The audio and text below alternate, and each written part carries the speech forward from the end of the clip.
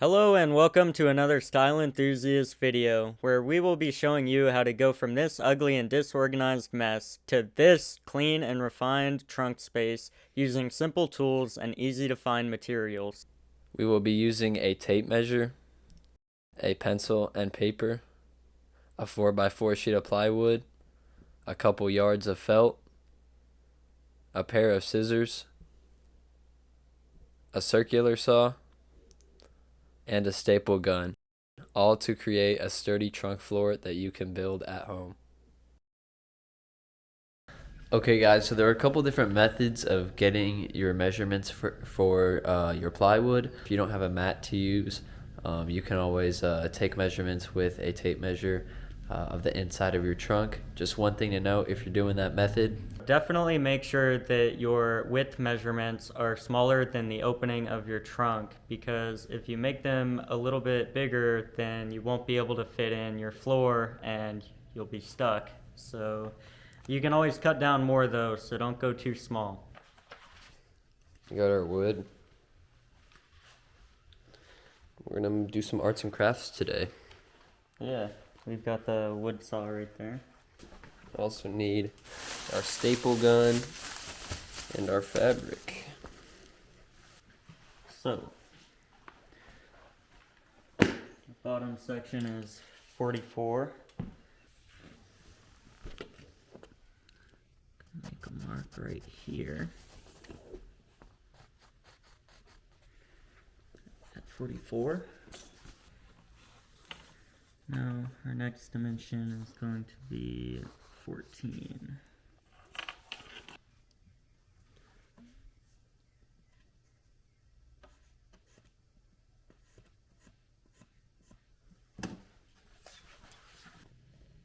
Okay, so our original mark was right here based on our rough measurements, and then we decided to move it up a little bit and put a little bit more material on there. And if it doesn't end up lining up, we'll just cut more away.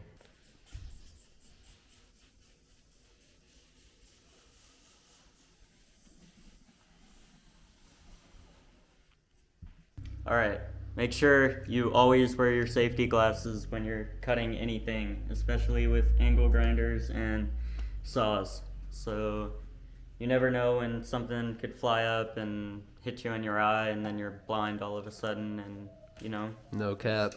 It's a big change in your life to adapt to. So. Alright guys, we got the safety spectacles on. Oh shit, it's about to get loud up in this bitch.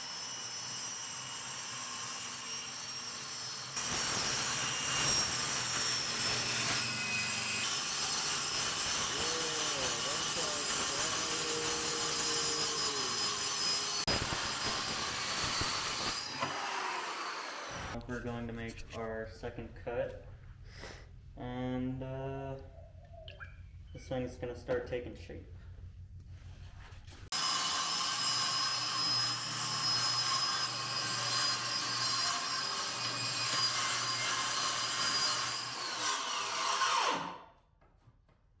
And we're just going to snip this bad boy off. By the way guys, peep the wheel wall out.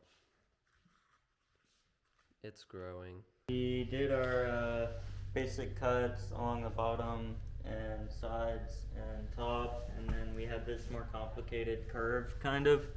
It was hard with such a large plywood blade, but we're kind of making it work. And then these little sections for your fingers to go in to help pull it out of the car, we're just gonna sand down the rest of the way.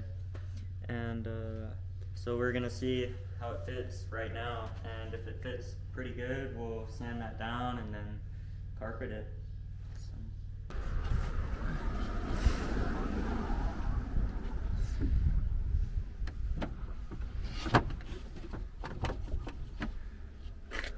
Well, I'm not getting caught up with that.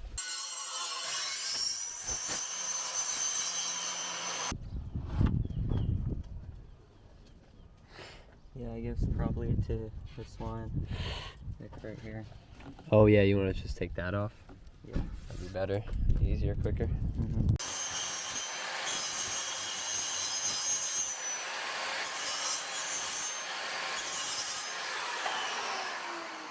So the key to this stuff is just going in with a rough measurement and then coming back and trimming what you need to so you can get the perfect fit, because there's no like exact guide or like way of doing this. You kind of just have to wing it and, you know, see how it goes.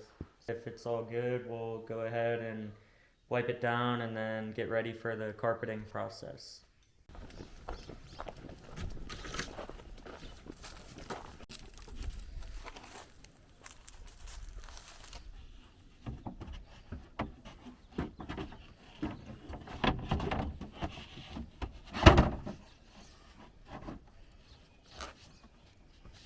That fits pretty good. Sits flat all the way around, and it feels like it's got a lot of support. So now it's time to move on to the carpeting portion and see if we can't wrap some carpet around this thing.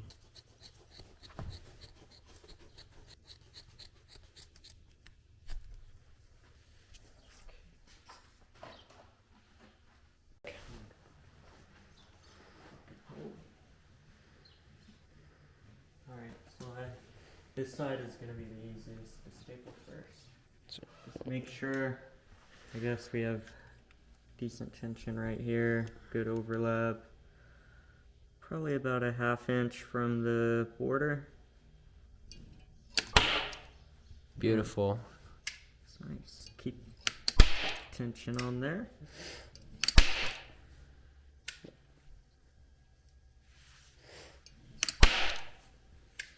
Takes me back to my days in the canvas department.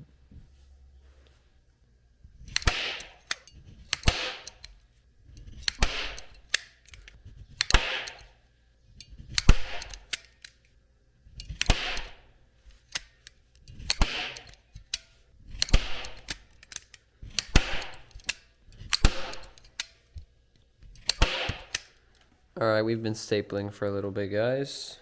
Yeah. We've got this whole side stapled, and for the edges, you just want to kind of like pull the felt like together, and then like fold one edge under, and then on some of the corners we'll probably have to cut a lot of excess off, and then on this corner right here I'll put this right side underneath and then kind of fold this over just so I can get a nice tuck on it, and then we'll staple and go along the whole side. The important part is making sure you're paying attention to the front side so you don't get any creases in the fabric. The best method to go about it, if you're just doing a simple square, is to staple one whole side very evenly and then do the opposite side from that, and then you can move on to the other two sides and tuck the edges and then staple those, and you shouldn't get any creases or waves like that. For our piece, it's a little bit different because of all the curves, so we're just taking it slow and making sure it's all even, and we're just kind of tucking as we go. Alright, so we got it all stapled up. It looks great on the other side, so now it's just time to trim all this excess fabric off, leaving probably 1 inch of overhang on these staples, just in case, you know. And after that, we'll take it outside and do a final fit in the car. And I mean, it's gonna look great, so stay tuned.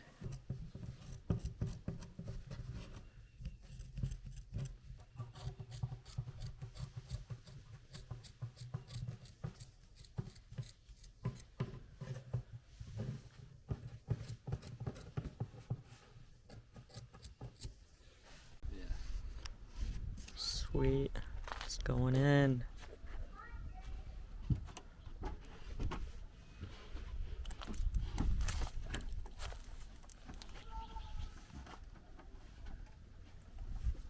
Wow. That fits pretty good. Yeah, It's a little bit difficult to see with the sun, however,